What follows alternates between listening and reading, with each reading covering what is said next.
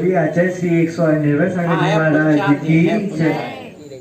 ये प्रार्थना दिल की बेकार नहीं होगी, ये प्रार्थना दिल की बेकार नहीं होगी। पूरा है भरोसा मेरी हार नहीं होगी। गुरुदेव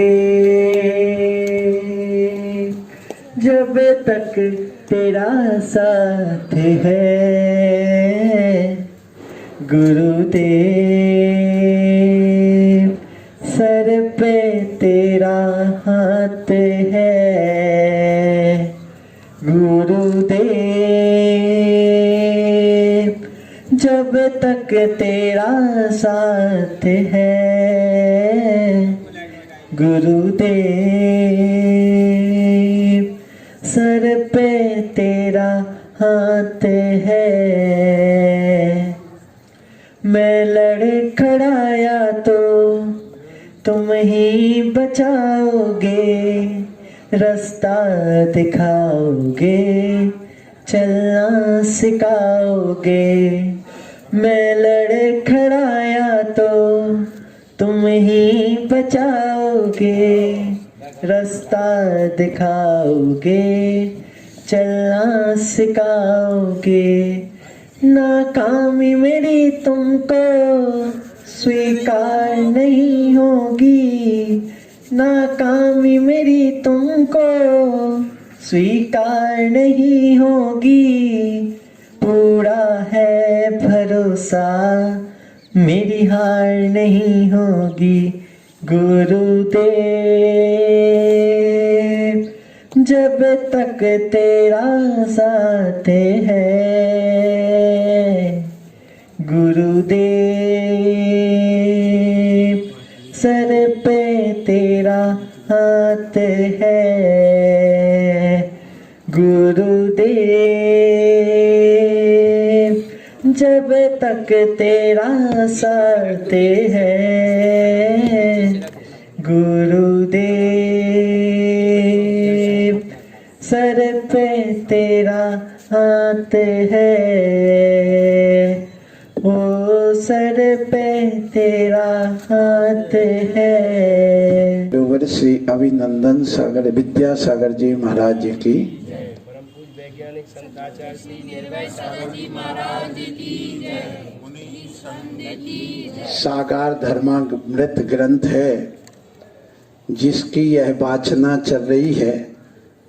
इस वाचना में आप लोगों को यहाँ गृहस्थों के संबंध में एक विशेष जानकारी दी जा रही है। गृहस्थ किसे कहते हैं, ये सबसे पहले परिभाषा बताई गई। गृहस्थ वही है जो यहाँ कहते हैं अनाद विद्या दोषोत्थ ज्ञा जराता, शाश्वत स्वज्ञान विमुखा सागाराणाम विषयोन्मुखा। अर्थात जो अनाद विद्या अर्थात अविद्या से जो अनादि काल से सहित है।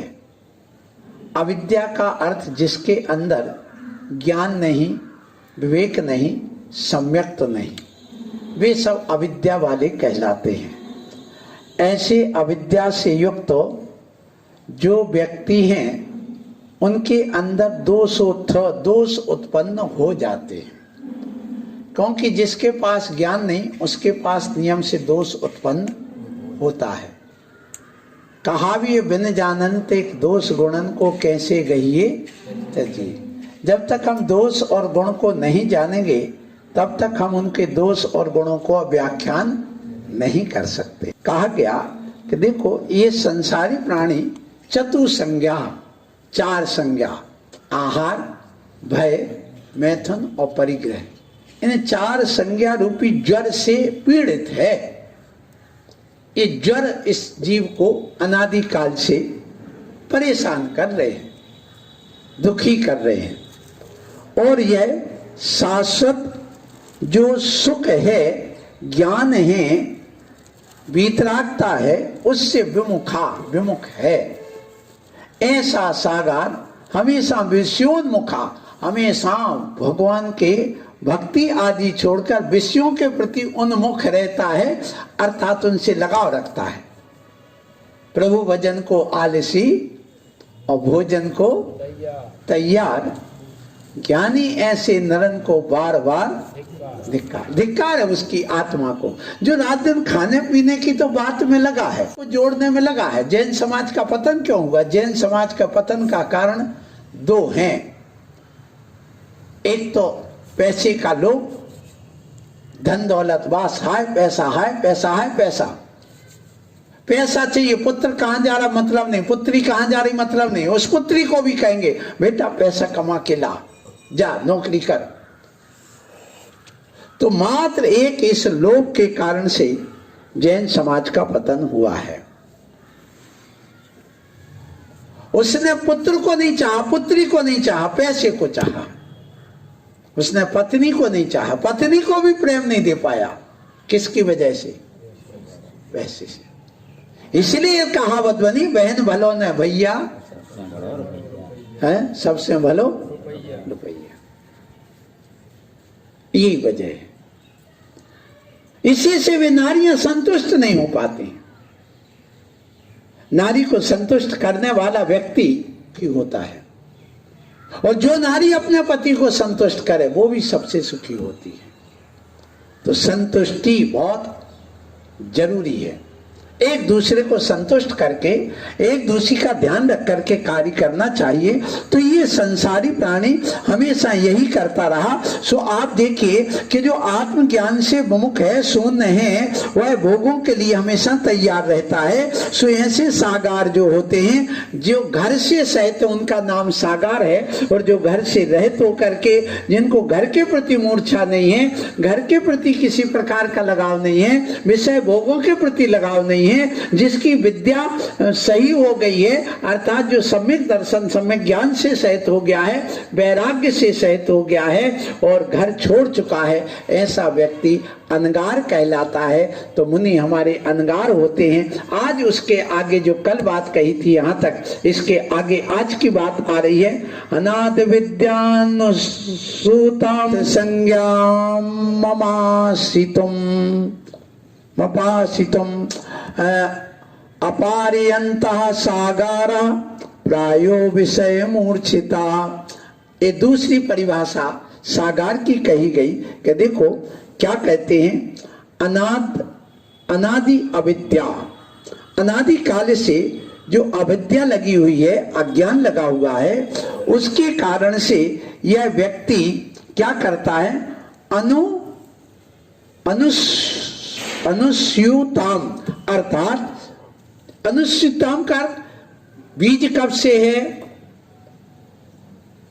बीज कब से है? जब से पेड़ है। पेड़ कब से है? जब से बीज है।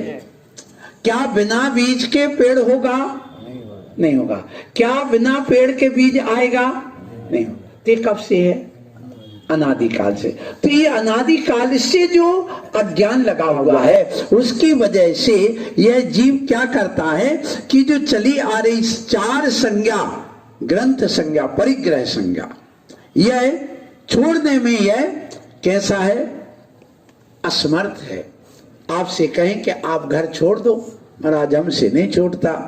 तो जो घर छोड़ने में असमर्थ है, जो विषय भोग छोड़ने में असमर्थ है, जो व्यक्ति मोह छोड़ने में असमर्थ है, जो अपने बच्चा बच्ची को छोड़ने में असमर्थ है, उसके लिए कहा गया है कि प्रायः विषय मूर्छिता, जो इन विषयों में मूर्छित है, सागारा।